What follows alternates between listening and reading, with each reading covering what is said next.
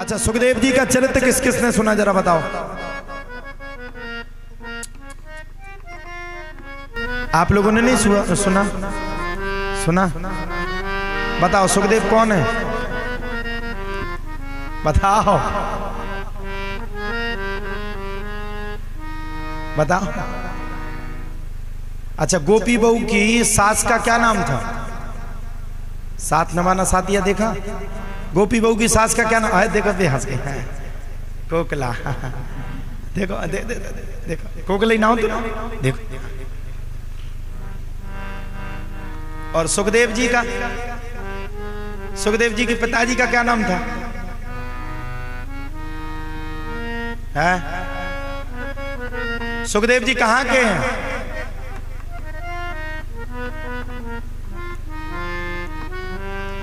है? क्या? सुखदेव जी कहां के हैं? पूर्व जन्म क्या था? कहां से प्रकट हुए? कहां से आए? किसी को नहीं पता। सुनिए ध्यान से, पता भी होगा कई ब्राह्मण चरणों को, ऐसा नहीं है नहीं पता हो। हमें विद्वान नहीं है ये, हम नहीं कह सकते, हम भी सुनी सुनी बता रहे। यम प्रजंत मनुपेत मपेत कृत्यम द्वैपायनो बिरह का तर आजुहाव श्री पुत्रेति तन्मयतया तरवोभिनेदुस् तम सर्वभूत हृदयं मुनिमा नितोष्मि। ये सुखदेव जी महाराज भगवान श्री कृष्ण के चहेते तोते थे और ये गौलोक में रहते थे। इनका नाम था कलविंग। क्या नाम था? कलविंग। क्या नाम था? कलविंग। एक बात और ध्यान से सुन लो, ध्यान से सुनिए, ध्यान से सुनने योग्य बात है। सुखदेव जी महाराज गौलोक में रहा करते थे। कहां रहा करते थे? गौलोक में। जितने भी संसार में संत महात्मा महापुरुष जन्म लेते हैं, पता है कौन है? ये भगवान के ही भक्त हैं।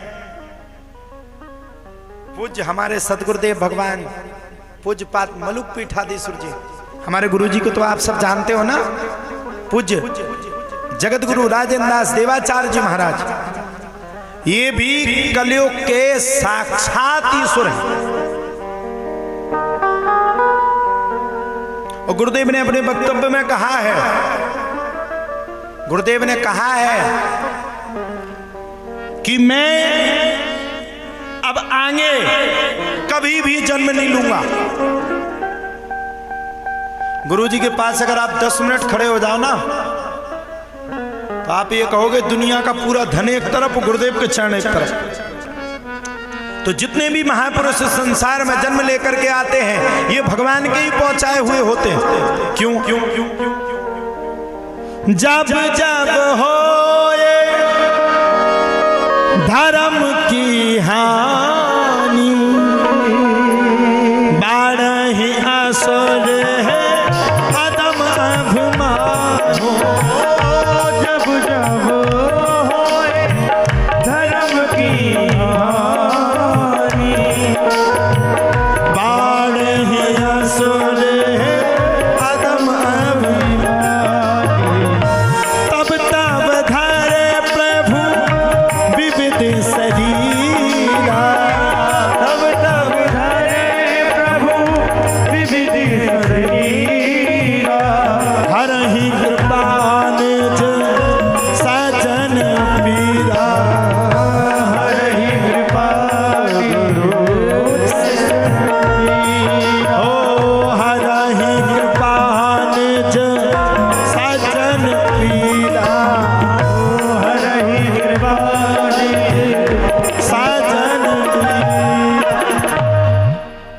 भगवान जब अवतार लेते हैं, जब दुष्ट व्यक्ति संतों पर, महात्माओं पर, ऋषियों पर, मुनियों पर अत्याचार करते हैं, जब धर्म की जड़ धीरे धीरे खत्म होने लगती है, तब भगवान क्या करते? वृप्रधैन सुर संत हित लीन मनुज अवतार किसके लिए लेते? विप्र मतलब ब्राह्मण, ब्राह्मण भगवान को बड़ा प्रिय है। धैनु मतलब गाय, सुर मतलब जो भगवान का भक्त है, संत, संत मतलब महात्मा।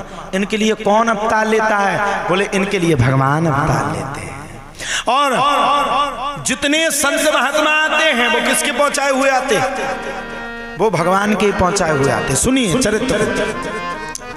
सुखदेव बाबा का पूर्व जन्म कलविंक नाम के तोते के रूप में था। सुखदेव जी महाराज के घर में कोई कमी नहीं, राधा रानी के पास रहते थे।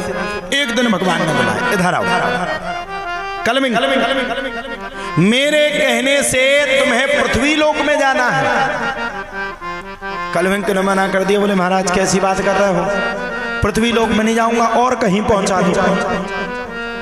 बोले क्यों? बोले आपकी माया प्रबल है, अगर मैं पृथ्वी लोक में चला गया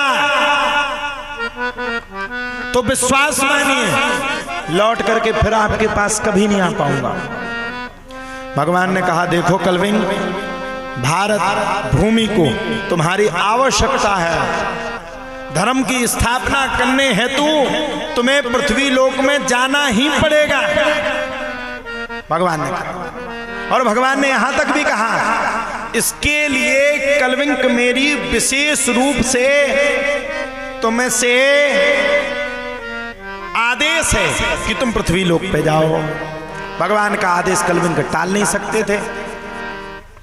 कलविंक एक तोते के रूप में आकर के तोती के गर्भ में अंडाशय के रूप में, अंडा के रूप में पलने लगे। यहाँ कलविंक पल रहे हैं और यहाँ सूत जी महाराज कहते, बोले जब तक कलविंक पल रहे हैं तब तक मैं तुम्हें दूसरी कथा भी सुनाता हूँ। यहाँ देवताओं में नारद मुनि सबरे देवताओं में झगड़ा करवाते। ब्रह्मा जी के घर में गए, वहां झगड़ा करवाया, वैकुंठ में गए, वहां झगड़ा करवाया, और यहां तक कि कैलाश पर्वत पर गए सो माता पार्वती के कानों को भर करके आए कि भोले बाबा आपसे प्रेम नहीं करते, किसी दूसरे से करते। बाद में जब बात निकली तो पार्वती मैया नाराज हो गई। पार्वती ने पूछा ये गले में जो मुंडों की माला है किसकी है?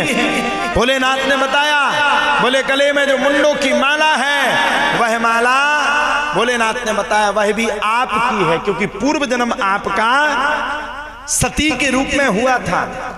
आपके अलावा मुझे किसी दूसरे की याद ना आए, इसलिए मैंने इस मुंडों की माला पहनी। पार्वती मैया छटपटा गई, आप अमर क्यों रहते हो, मुझे क्यों जन्म मृत्यु में आना पड़ता?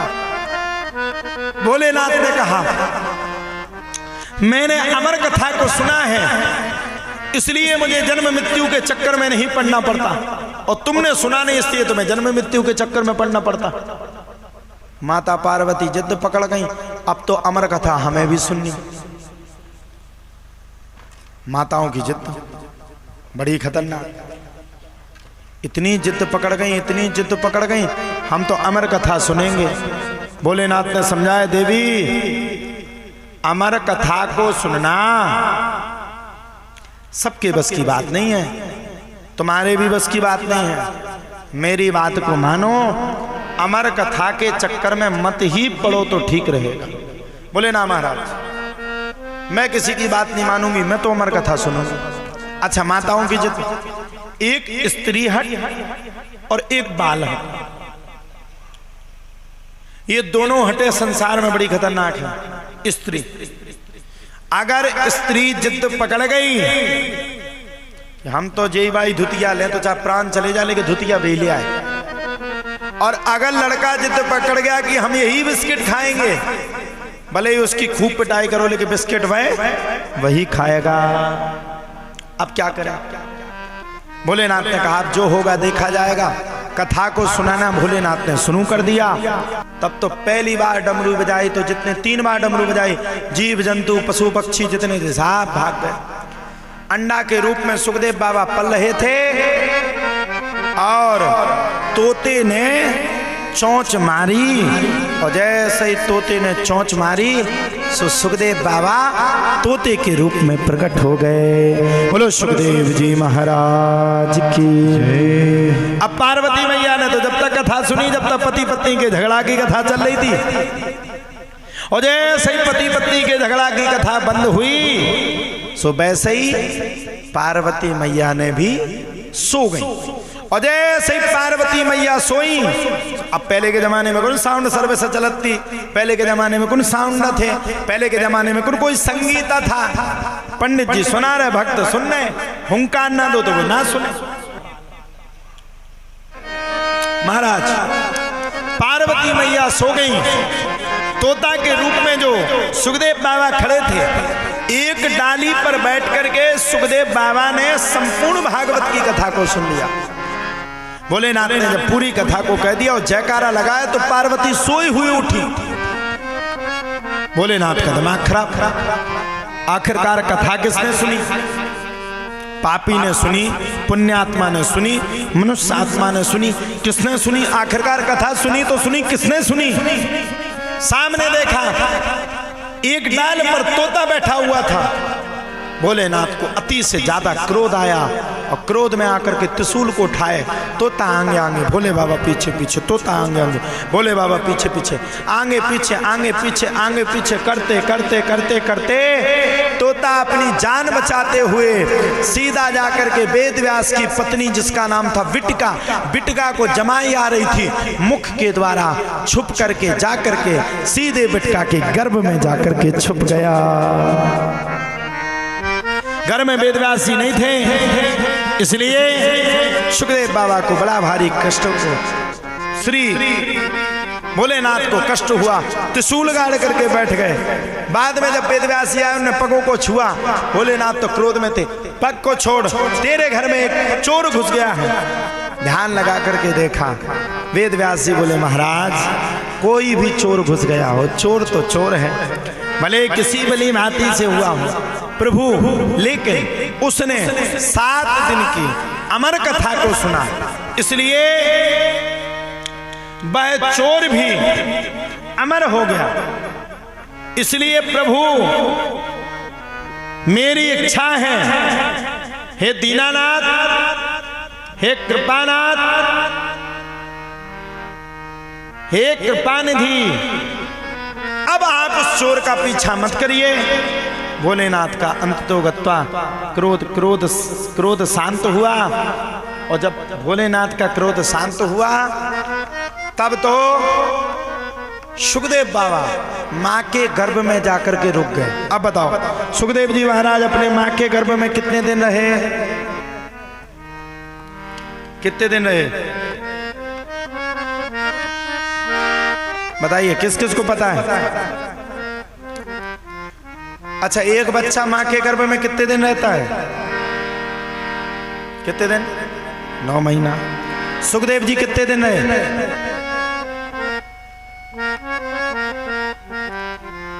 सुखदेव जी महाराज अपनी माँ के गर्भ में 12 वर्ष तक रहे।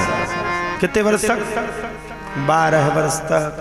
और 12वें वर्ष में जब सुखदेव जी ने जैसे 12वां वर्ष लगा, वैसे सुखदेव जी महाराज ने जन्म ले लिया। बोलो सुखदेव जी महाराज की। सुखदेव जी महाराज का जन्म हुआ, और जन्म होते ही साथ में सुखदेव जी ने घर का त्याग कर दिया। कैसे त्याग किया? ऐसे त्याग किया, गृह कारज नाना जंजाला, गृह कारज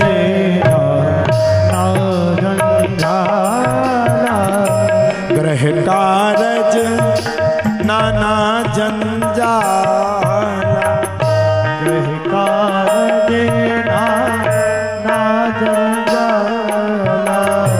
गृह कारज नाना जंजाला, गृह कारज नाना जंजाला, गृह कारज नाना जंजाला, गृह कारज ना जंजाला। घर पर बार को नाना जंजाल समझते हुए श्री सुखदेव जी महाराज ने घर का त्याग कर दिया। बताओ, सुखदेव जी ने घर का त्याग कर दिया, हम उन पे बुढ़ापे में घर को त्याग नहीं हो। तुमने तो एक उपाय है, जैसे बुढ़ापो लगे तो घर को त्याग कर दियो। आज के लड़का बिटिया वैसे ही ऑनलाइन वाय हो गए, बुढ़ापे में तो लठ मारे की ना नकरा तुझो तो मारे वो पटक दे। इसलिए चौथेपन में घर का त्याग कर देना ही चाहिए। अब सुखदेव जी आगे आगे, अब देखो तो सुखदेव जी तो बचपन ही में कर दिए। सुखदेव जी आगे आगे, वेद व्यास जी पीछे पीछे। सुखदेव जी चले जा रहे, वेद व्यास जी हाथ दे रहे, ठहर जा बेटा, ठहर जा बेटा, ठहर जा बेटा, ठहर जा बेटा। वैसे भगवान भी हम सबको बार बार मौका देते हैं, मेरा भजन कर लो, मेरा भजन कर लो, मेरा भजन कर लो, लेकिन कोई भगवान का भजन नहीं करता। सबरे कहते अरे अब कर लेंगे, अरे अब कर लेंगे, अरे अब कर लेंगे। और जब तक बुढ़ापा आ जाता है फिर ज्ञान होता कि अगर भगवान का अगर भजन कर लेते तो कल्याण हो जाता। तो जवानी का सही उपयोग करो, यहाँ वहाँ उपयोग मत करो, भगवान के भजन में उपयोग करो। यहाँ वहाँ प्रेम प्रसंग के चक्कर में मत पड़ो, भगवान के चक्कर में पड़ जाओ, आपका कल्याण हो जाएगा। सुखदेव बाबा को खोजने के लिए भी श्री वेदव्यास जी महाराज गए, उसी प्रकार से कथा है। अब वेदव्यास जी खोज रहे हैं, सुखदेव जंगल में हैं। ये क्रम हुआ, धीरे धीरे करके रात्रि का समय हो गया और वेदव्यास जी महाराज भी वहीं पर रुक गए और आज की कथा भी वहीं पर विश्राम हो गई। बोलो भागवत महापुराण की जय हो।